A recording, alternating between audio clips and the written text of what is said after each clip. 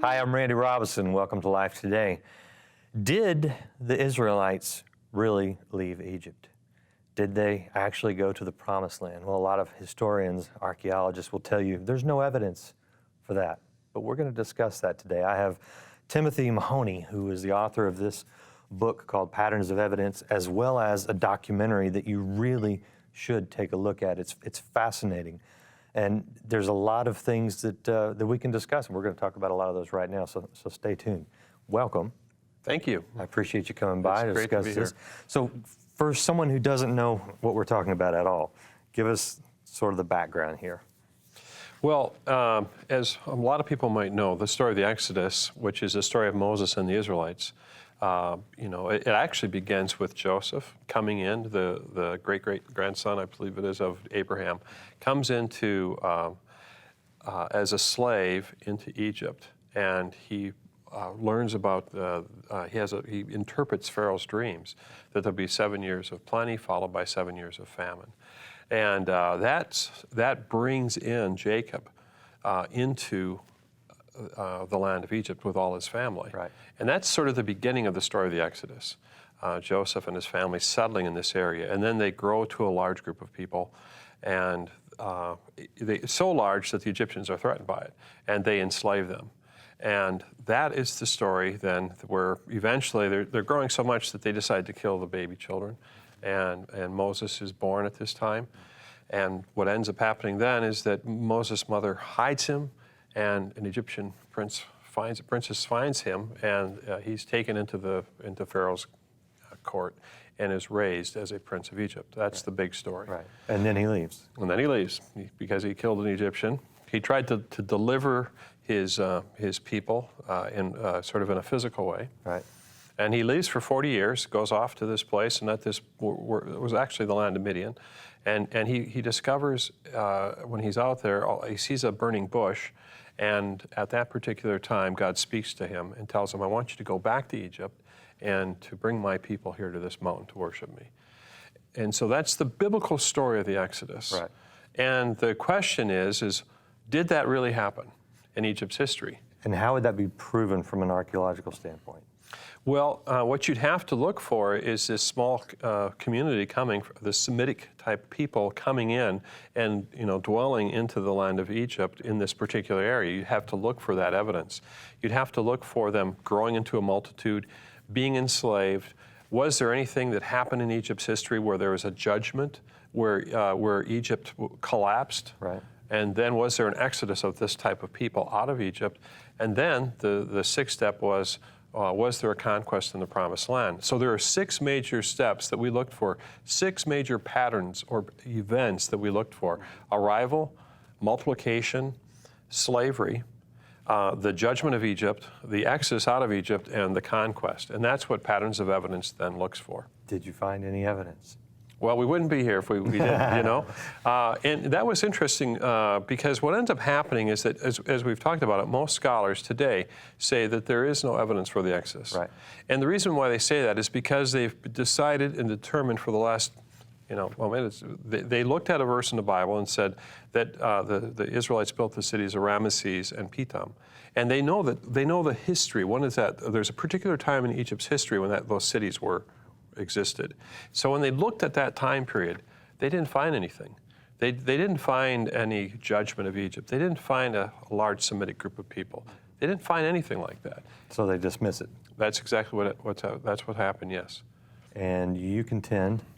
Well, what ended up happening was in fact, I actually went to the very site in 2002. I went to the very location where the Israelites were to live, were said to have lived, and I asked, do you find any evidence of this?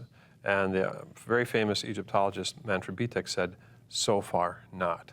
And that was, for me, when he said that, I was shocked, because I think a lot of us think that this is this story has been proven. And sure. And well, we accept it by faith because we believe the Scripture. Right.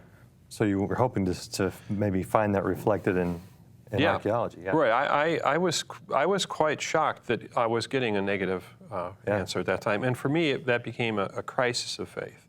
But then I came back home and actually had a situation where I was sitting in the edit suite, and I was watching this footage, and this dark, cold chill came over me as a sort of sense of maybe you've been believing in a lie all this time. Yeah.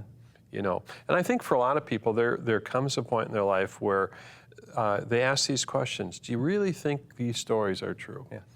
And then another thought came to me. You know, it's like, stop editing and, you know, and go to your office. And so I got up, walked to my office, and you know, there's a bookcase there, and I looked at it, and there was a book there by an author, and I hadn't ever read it. So a friend of mine gave me the book, and I pulled the book out and looked at it, and it was the very exact dig site that I had been at.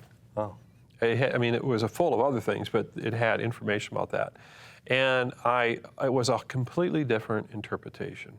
Of what? Of the archaeology at that site. Okay. And so what I started to realize, and one Egyptologist, archaeologist told me this, that, you know, it's 90%, you know, digging, or I'm sorry, it's 10% digging and 90% interpretation. Gotcha. So how you look at a site when it's dug up, how you interpret it.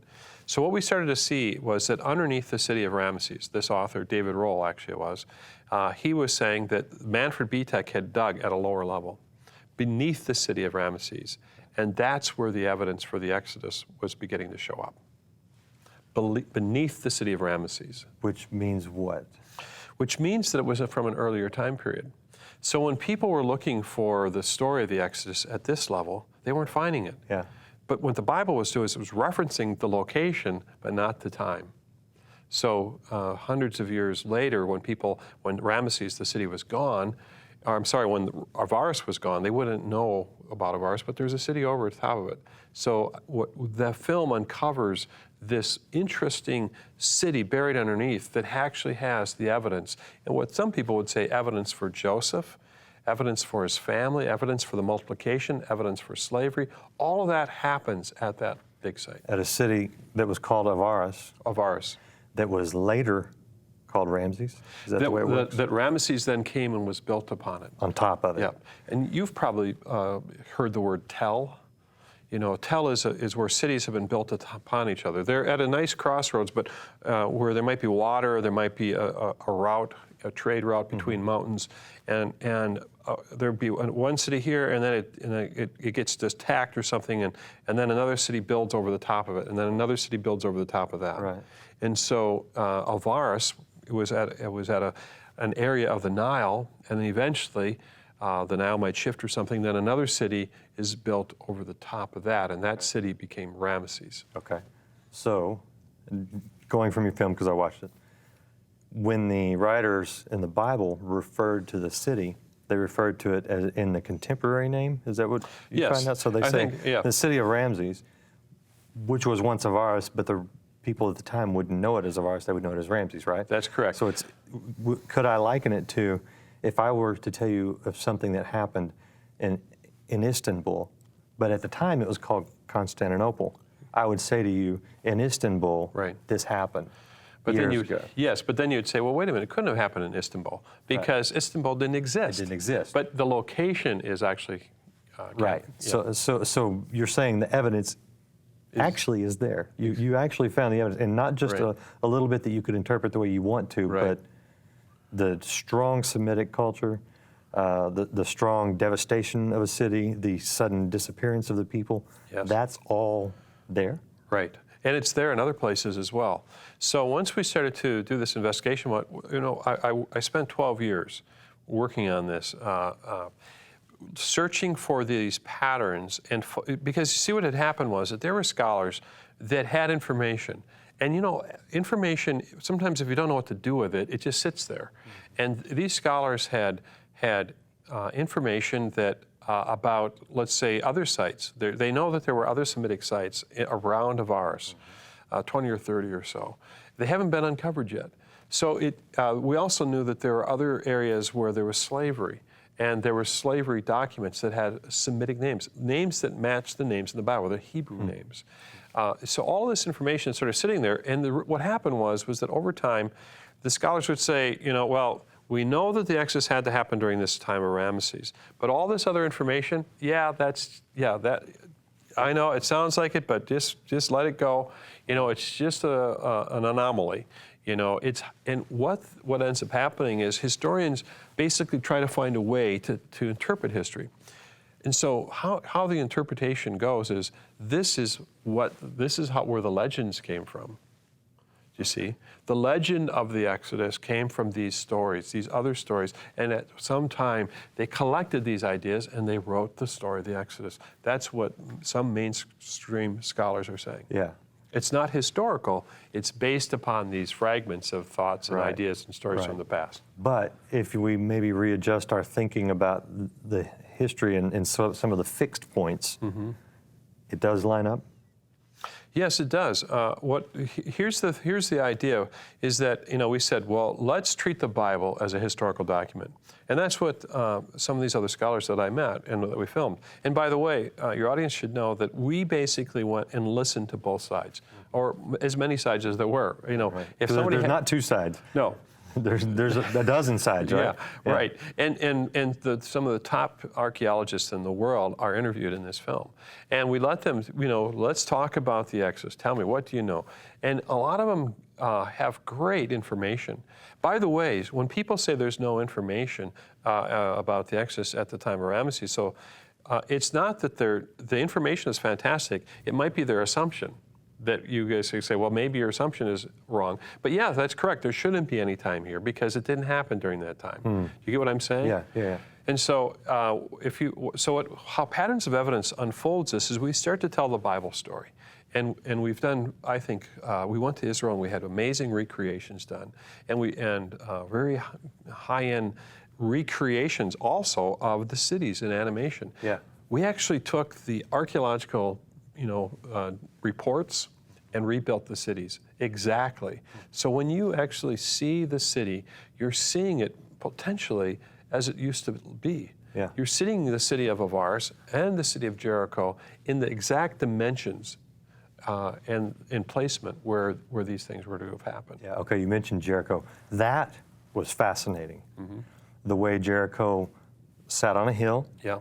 And the way the wall would have looked, and the way it actually would have fallen, because it's not really sort of the Sunday school version that we get of them just marching around and all of a sudden just inexplicably the walls fall down. You can see how it could actually happen, and one spot doesn't fall. Yes. Where Rahab could have lived, right? Which would explain it all fits, right? So talk about on the other end a little bit, because we see the Exodus, and then that there is some evidence, archaeological, scientific evidence of an Exodus. But on the other end, how much evidence did you find of a conquest in Canaan? Well, this story of the conquest, a lot of people will know about Kathleen Kenyon. There were 3 major dig sites. One was by Ernst Zellen, and I'm trying to think of the second one. I should know that. Then there was another Englishman that came in, and then Kathleen Kenyon. And Kathleen Kenyon came to the site, and she dug into it. She took and cut a big hole through the hotel. It's a great big mound. And she could see that the walls fell down, and she found a lot of different things. The walls fell down. The wall was built with like stones around it, like a retaining wall. And then there was a glacis, but there was a wall up above that. What's a glacis? A glacis is like a plastered slope that went up. And then there was another wall. So there was a high wall, slope, a low wall, and then this retaining wall. And what they reported was that when the city fell, the walls fell down. And they fell down, and they created almost a slope that you could climb up and go into the city. And then the city was burned. And this archaeologically, this is not just story. This is the actual evidence. Yes, and you can actually see the burn layers still today. It was the Exodus, the conquest part of this story happened during the Passover time. So it's the spring of the year.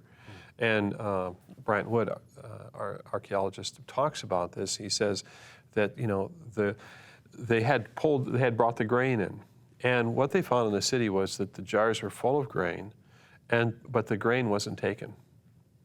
And the Bible says that they were not supposed to take any grain, that this was an offering to the Lord, and that they were supposed to burn the city. And that's exactly, because the grain was like gold.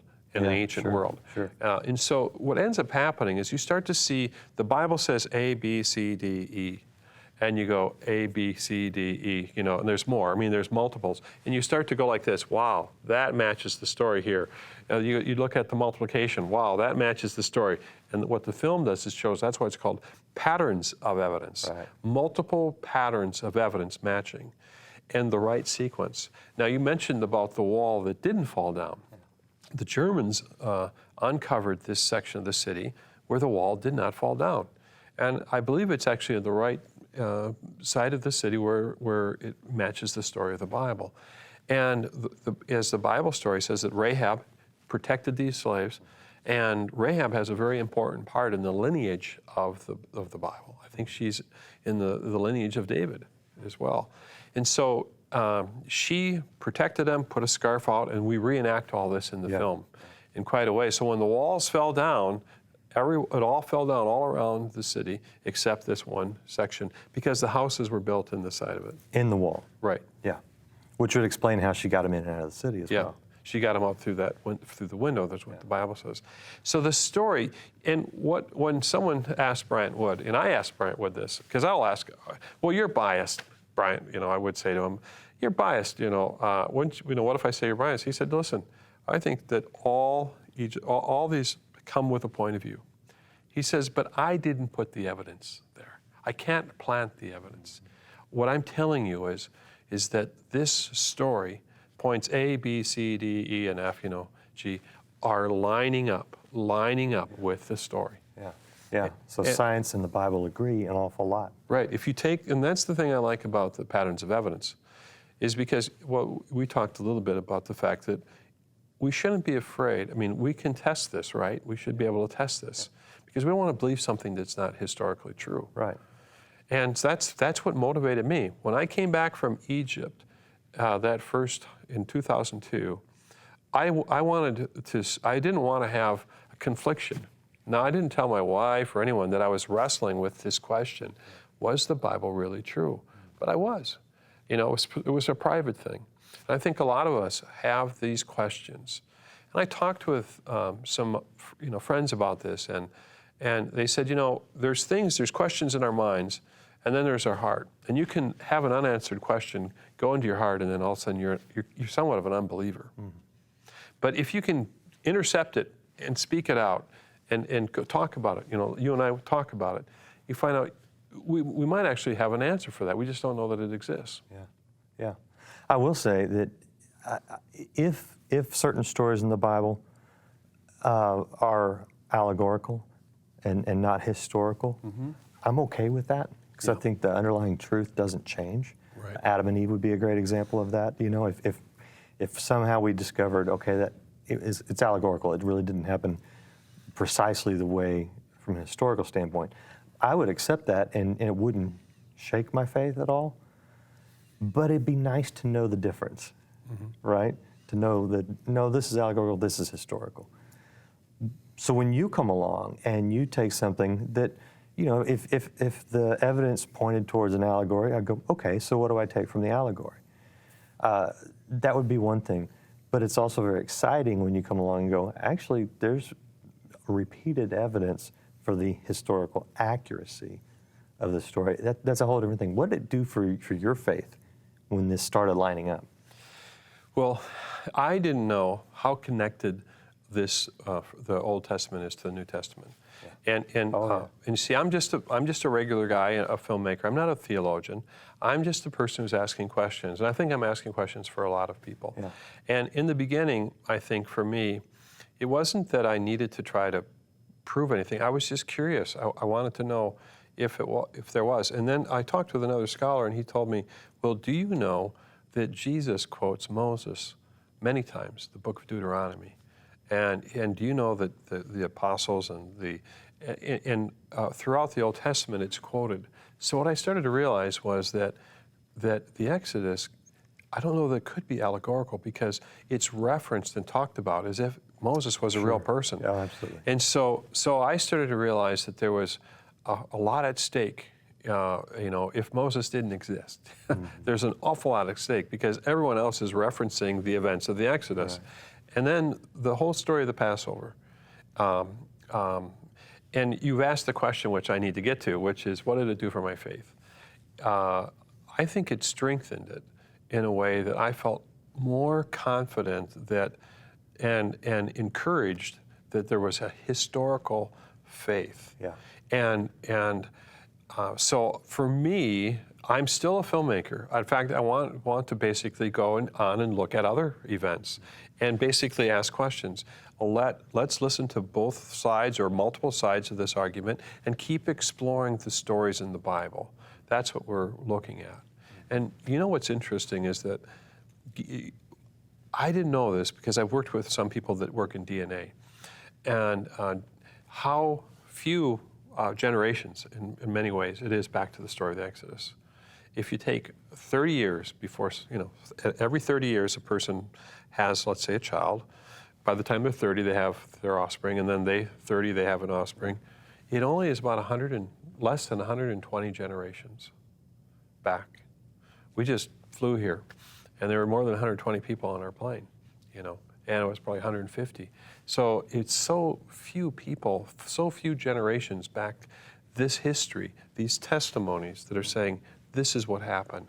This is the testimony of what happened. And that's what I think this book is. It's a book of testimony. In other words, someone's writing down, Moses is writing down, this is what God revealed to me. This is the creation of the world, Genesis. And here's the story of Exodus. Here are the laws in Leviticus, Right. And so I just find that what this book is about is it's a testimony of God acting throughout history. Yeah. And you mentioned the connectivity between the Old Testament and the New Testament. I find it, when you realize that everything points towards Christ, all the Old Testament building up and things happening for a reason, and that reason is Christ, to me it emphasizes the importance of His work. I mean, it's everything. So all this stuff that you're uncovering validates the journey that was basically setting the table for the most important thing in our history, which was the arrival of the Messiah and the work that He did.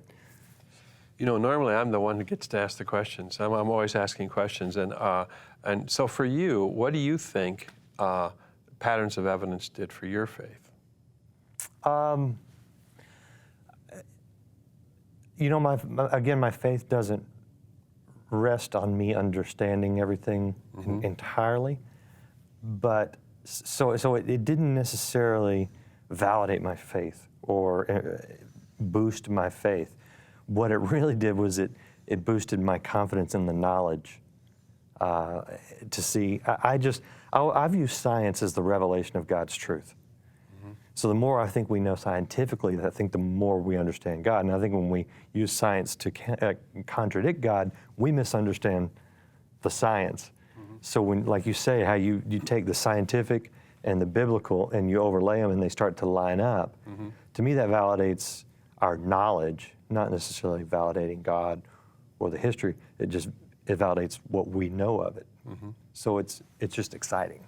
One of the things that I've been happy about with the film is that I feel it's a great tool that you can show anybody. Very good point. And that, I think, is the breakthrough. I think it does a couple things. It answers this huge challenge for the last 60 years of the fact that during this particular time of Ramesses, there's no evidence. And what I have taken away from it is that by me sticking to it and our team sticking to it, we were actually able to do something that hadn't happened before.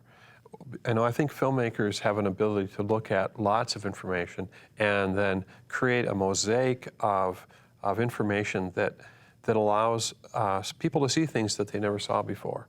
And that's what some of the biblical scholars told me, is that we did something that has never happened before. We actually, in a very short period of time, came up with an answer that did not have an answer to, and have put it in a presentation that allows people to make up their own mind, did it really happen or not? But it's so compelling that that I've actually, we talked about this earlier. We had 9 out of 10 atheists and agnostics at one showing in a theater gave the film a good to excellent rating and would recommend it to their friends. That's great. That's great. I want to take a look at part of the film now, and then we'll come back and find out how you can watch the whole thing. Take a look at this.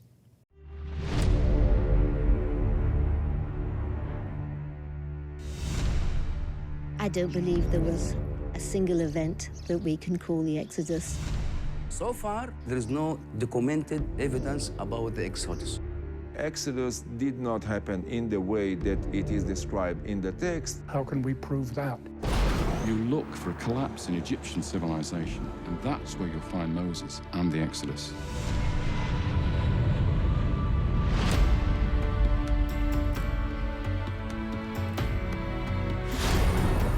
If people are telling us that there was no Jericho at the time that Joshua conquered the Promised Land, why don't we ask the simple question, when was Jericho destroyed? Do you think this is Joseph? Either it is Joseph or it's somebody remarkably the same. We have tombs that are clearly those of foreigners, Semites. We can tell this by the pottery, by the kind of weapons. These are not Egyptian type daggers. They have donkeys in some cases buried with them. This was not an Egyptian practice. This is real evidence. Look at your evidence and come to a conclusion based on the evidence. Patterns of Evidence, the Exodus.